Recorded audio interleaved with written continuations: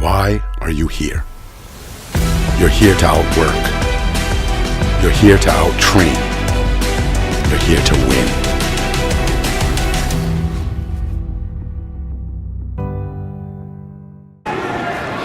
Here with Matt Kolodzik at the Princeton Open. A 2 days after winning the All-Star Classic, comes in #1 ranked wrestler in the country, doing all sorts of new stuff for Princeton, or maybe refreshing some new stuff. Tell me a little bit about the experience at the All-Star Classic and maybe some of the mental stuff around being ranked #1. Yeah, with regards to the Classic, it was a fun event. It was in what the building looked almost like a circus tent from the inside, and so it had this really like close old school vibe, especially with the smoke from all the lights and stuff they were doing. So it was a blast. Getting photobombed.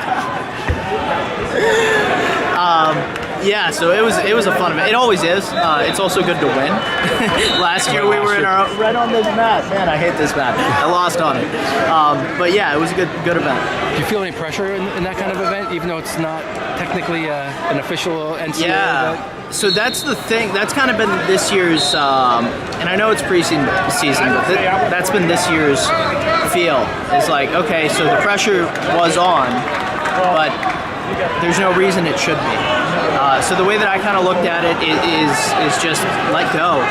I talked a little bit about that after the event, but letting go of all those, like, what if I win, what if I lose, what if he does this, what if I do that, it doesn't matter. All that matters is scoring points second to second, literally second to second. So that's what I'm thinking. What was it allowed you to make the change mentally from maybe the pressure of what could happen to what you're going to do? I couldn't tell you. Okay. My son needs the answer. I need the answer myself so I can tell the rest of my teammates. Okay. I don't know what it is, but the only thing I can associate it with is just letting go. Okay. And that's such a vague cliche, but as far as I can tell, that's as much as I can come up with. Okay. So coming into the season, high expectations. Are you letting go of those expectations? Yeah, hopefully, right? Hopefully, because the second that you start caring about it too much is the second you start being conservative, worrying about winning as opposed to scoring points. That's been my attitude. I've mentioned this before. I was getting lunch and somebody came up to me and said, "Hey, congrats." And I said, "On what?" And they said, "The ranking." I'm like, "What ranking?" Because I don't look at it because I know what it does to my head. Right. And they were like, "Well, you're #1." And I was like, wish you hadn't told me that. And not that it's that big of a deal, but like I've said before, it's a lot better to end the season at #1 than it is to start it there. Without a doubt. That's my goal.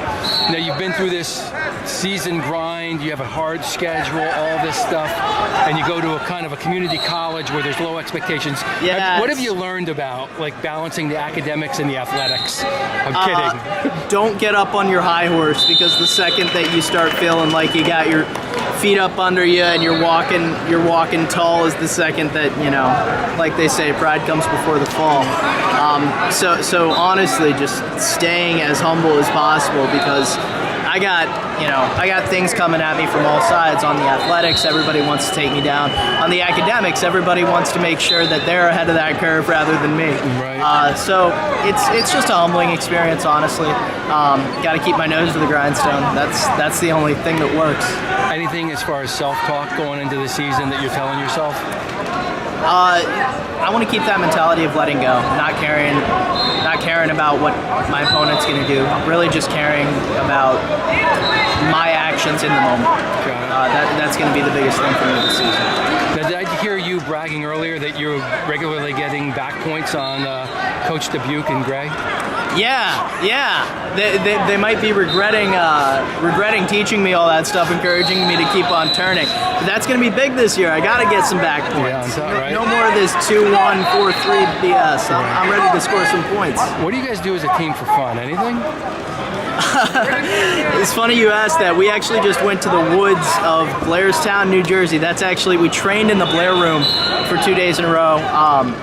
On a team retreat. Then we went back, we stayed in these log cabins with wood burning fireplaces. Oh, nice. It was a nice little team retreat. I had a blast. But as far as having fun, that was a good team bonding experience, and we play a lot of spike ball. Who's the best player? Definitely not me.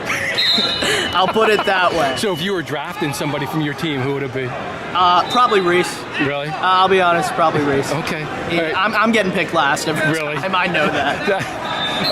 Hey, thanks for the time. Anything else for the Princeton and Kolodzik fans out there? Go Tigers. Thanks.